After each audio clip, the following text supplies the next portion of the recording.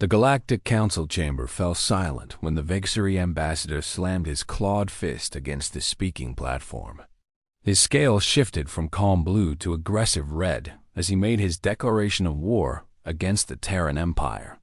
The other species watched with a mixture of fear and excitement. Everyone knew what was coming.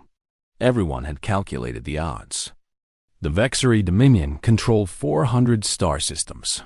They had ships numbering in the tens of thousands. Their warriors had conquered 12 species in the last 1,000 years. Their military doctrine was considered perfect by every strategic analyst in known space. When they declared war, civilizations fell. It was simply how things worked in the galaxy. Admiral Chen Wei stood on the observation deck of the TE's Unconquered, watching the diplomatic channels burn with activity. Behind him, his senior officers were already pulling up tactical displays and fleet movements. The Vexury had given them 72 hours to surrender all human colonies in the frontier sector. 72 hours to accept becoming a client species. 72 hours to kneel. The old admiral smiled. It was not a pleasant expression. "Sir," Captain Rodriguez said from behind him, "galactic intelligence estimates are coming in. They predict a war lasting between 15 and 25 years. Expected human casualties are somewhere between 40 and 60 billion. They recommend immediate negotiation for the best possible surrender terms." Chum turned slowly. His cybernetic eye gleamed red in the dim lighting of the deck. "And what do our own analysts say?" Rodriguez hesitated. "Our analysts say something different, sir. They say the Vexury have never fought humans before. They say the Vexury strategic models are based on fighting species that think like the Vexury. They say," double quotes, she paused and checked their datapad. "They say the Vexury are about to learn why humans have a saying about waking sleeping giants." The Admiral nodded. "Signal the fleet. Operation Thunderstrike begins in 12 hours. Not 72, 12. Across the galaxy, the Vexury Supreme Commander Orcs was settling into his command throne aboard the Dominion's flagship. His intelligence officers had provided him with everything known about human military capability. Their fleet was smaller. Their technology was roughly equivalent. Their species had only been spacefaring for 300 years compared to the Vexury's 4,000. The mathematics were clear and simple. His tactical advisors had drawn up a careful plan. First, they would secure the border systems. Then, they would advance methodically toward Earth, taking each colony world one by one. They would grind the humans down over decades if necessary. Patience and overwhelming force had always been the Vexury way. It had never failed them before. Vorix did not know that humans had a different philosophy about warfare. He was about to learn it the hard way. The first strike came without warning.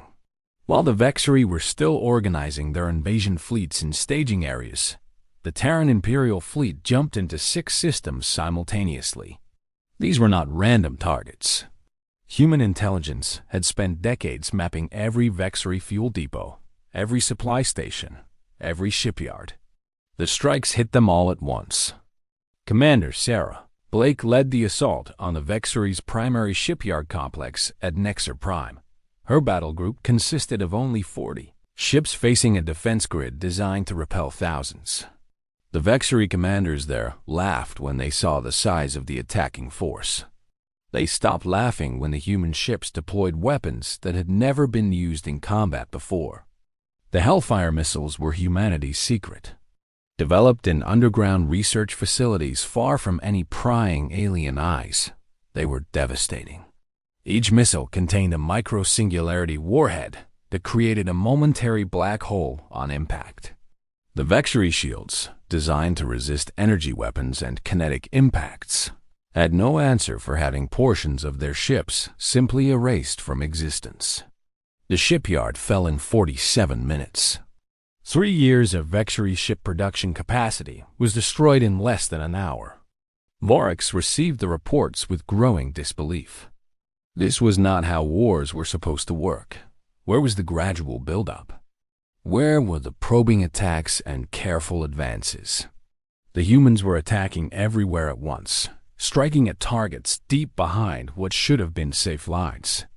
They were fighting like they were insane, but there was a cold logic to the madness that Orcs could not see yet. Admiral Chun was implementing a doctrine that humans had developed through millennia of warfare among themselves. It had many names throughout history: blitzkrieg, shock and awe, rapid dominance. The core idea was always the same. Do not give your enemy time to think. Do not give them time to adapt. Hit them so hard and so fast that they cannot even understand what is happening to them. The second wave of attacks came just 6 hours after the first. This time, the targets were the Vexery communication networks. Human cyber warfare teams had been preparing for this moment for decades. They had studied every piece of Vexery technology they could find. They had mapped every weakness in their networks. Now they deployed viruses and attack programs that spread through Vexery systems like fire through dry grass. Within hours, the Vexery Dominion's military communication network was in chaos. Ship commanders could not reach their superiors. Fleet coordinators could not contact their subordinates. Orders were delayed, corrupted, or lost entirely. The carefully coordinated machine of Vexery military might began to fall apart. Supreme Commander Orcs tried to rally his forces. He ordered his fleets to gather at the Dremok system, a central point where they could regroup and plan a counterattack.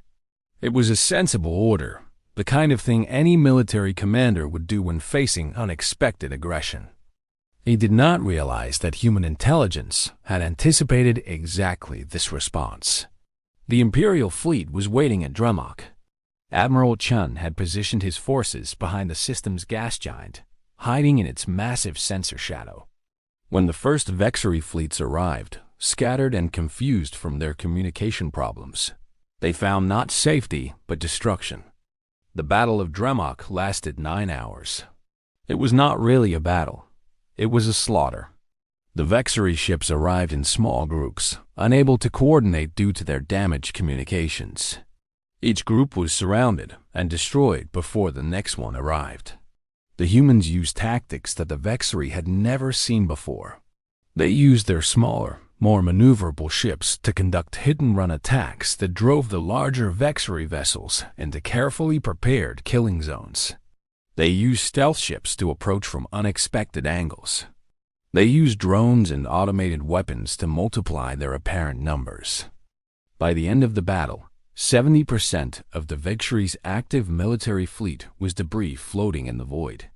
On the Vexery homeworld, panic was beginning to spread through the ruling council. This was not possible.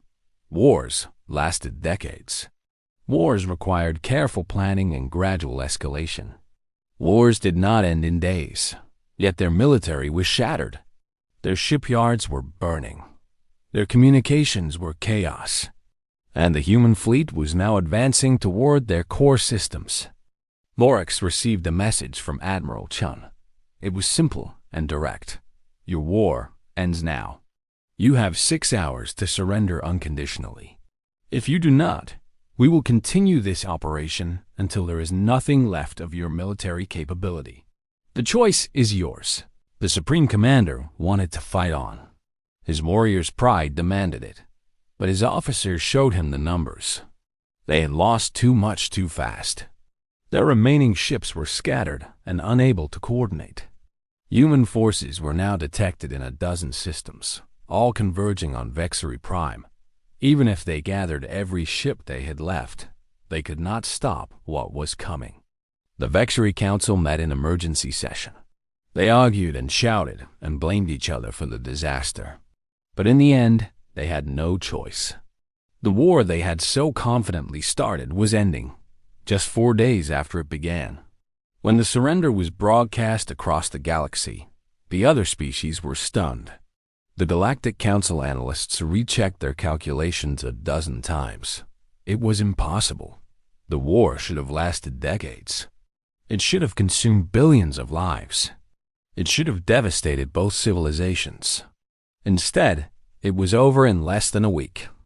The Vexery signed the treaty aboard the TE's Unconquered, in the same observation deck where Admiral Chun had first received word of their declaration of war. The terms were harsh, but not cruel. The Vexery would disarm their offensive military capability. They would pay reparations for the colonies they had threatened. They would open their borders to human trade and diplomacy. They would learn to live in peace with a species they had underestimated. After the signing, Ambassador Corvex of the Selenari Collective approached Admiral Chun. The Selenari were an ancient species, observers of galactic politics for millions of years. They had seen empires rise and fall like waves on a shore. "How did you do it?" Corvex asked. "Our predictions, the Vexery predictions, everyone's predictions were the same. A long and terrible war. But you ended it in days." Chun looked out at the stars, his expression thoughtful. The Vexery made the same mistake everyone makes when they first encounter humans. They looked at our numbers, our technology, our fleet size. They calculated everything that could be measured. But they did not understand what could not be measured. And what is that? The Admiral turned to face the alien diplomat. The Vexery fight wars the way they have always fought wars. Careful, methodical, predictable. They assume everyone thinks the way they do. But humans do not think like the Vexery. We do not fight wars to prove our strength or to demonstrate our might. We fight to win, quickly, decisively, completely. He gestured toward the viewport, where dozens of human warships hung in formation. Every human child learns about our history. We remember the wars we fought against each other before we reached the stars. Terrible wars that killed millions.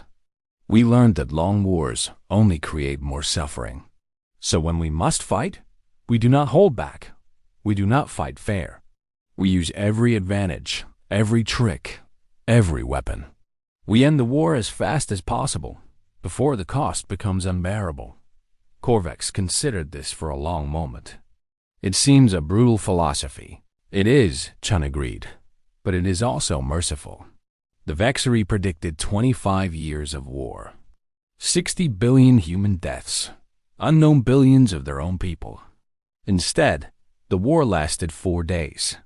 Total casualties on both sides were less than 2 million. Brutal in its execution, perhaps, but far less suffering in the end. The Selenari ambassador nodded slowly. There was something in his ancient eyes that might have been respect or might have been fear. Perhaps it was both. "I will include this in my report to my government," he said. "I believe many species will be interested to learn about the Terran philosophy of warfare." Admiral Chun smiled that same smile he had shown when the war began. The one that was not quite pleasant. "Make sure they learn the most important lesson," he said. "The best way to fight a war with humans is not to start one at all." The word spread through the galaxy in the weeks that followed. The Vexery defeat became a warning and a lesson. Other species reconsidered their assumptions about the young Terran Empire. Some sought alliances. Some simply decided to stay far away. But none of them ever again made the mistake of thinking that humans would fight a long war if they had any choice in the matter. In the end, the Vexery War was remembered as a turning point in galactic history.